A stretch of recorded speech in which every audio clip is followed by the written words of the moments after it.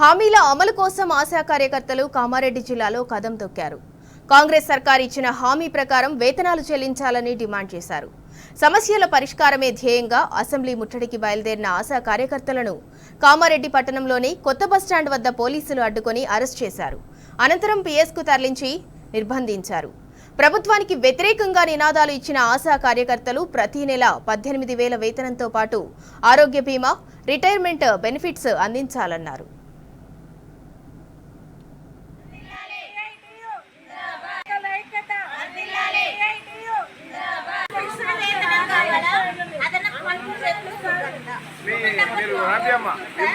ఆశా వర్కర్ల ఐక్యత, ఆశా వర్కర్ల ఐక్యత.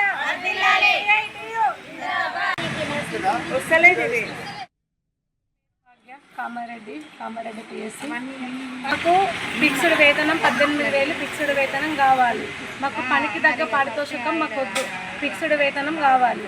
మాకు కాంగ్రెస్ ప్రభుత్వం అయితే కాంగ్రెస్ ప్రభుత్వం వచ్చేటప్పుడు మాకు చెప్పిండు ఖచ్చితంగా మీకు 18,000 చేస్తాము, ఫిక్స్డ్ చేస్తాము అని చెప్పిండు.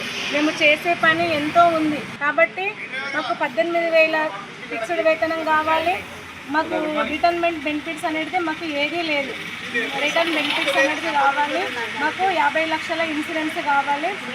చనిపోయినప్పుడు వేరే వాళ్ళ కసంటివి డబ్బులు ఇస్తుంది. కనీసం మాకు మట్టి ఖర్చులు 50,000 కావాలని మా డిమాండ్స్. ఇది జాబ్ షాట్ కావాలి. ఎన్నో పనులు చెప్తుండ్రు.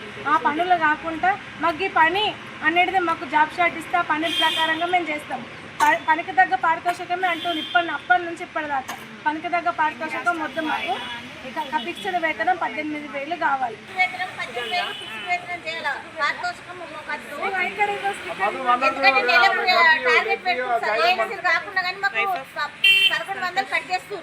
ప్రతి నెలకు 2 ఏఎన్సీ కావాలా, ఒక డెలివరీ అన్నా ఖచ్చితంగా కావాలా సార్. మేము ఎన్నికలు తీసుకురావాలము.